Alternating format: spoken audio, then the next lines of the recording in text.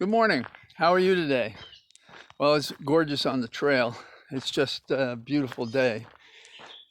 Yesterday we had the 4th of July. Hope you had a good weekend, and many of you are off today, and some are off for the week. Um, so enjoy yourself. I can't do that. I have papers due in a couple of cases, and I have a brief that I'm working on. So when I'm not doing other things, I'll be working on that brief.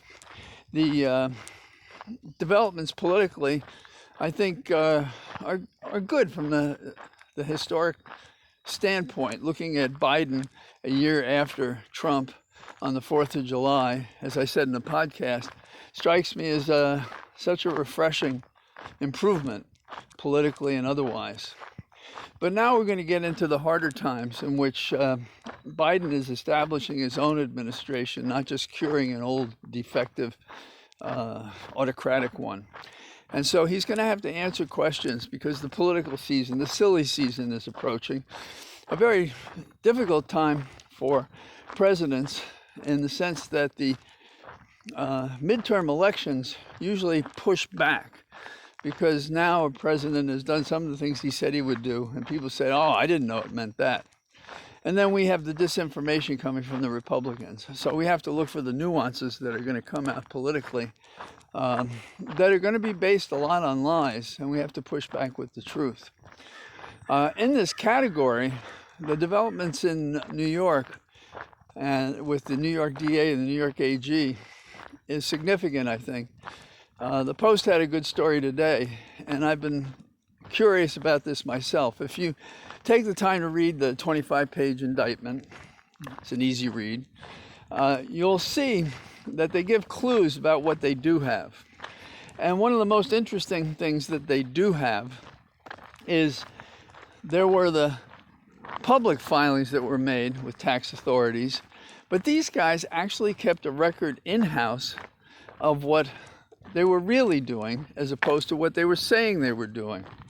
So it's like they've created ledger sheets and accounting sheets and spreadsheets that show that what they were doing publicly was false. So I think we can expect to see that lead us into the other investigations and to keep track of them. There is, of course, the hush money one involving two young, charming ladies who apparently had relations with him that would be embarrassing politically, and then they had to pay them off to try to conceal it. We have the properties. We were told there are four. Some stories are focusing on one or two. And these are properties in which there were funny goings on, either inflating the value of the property to get loans and deflating them for tax purposes. The third one is kind of what we're looking at here. And that is, when I say here, I mean what happened last week with the chief financial officer, Weisselberg. Trump signed all those checks.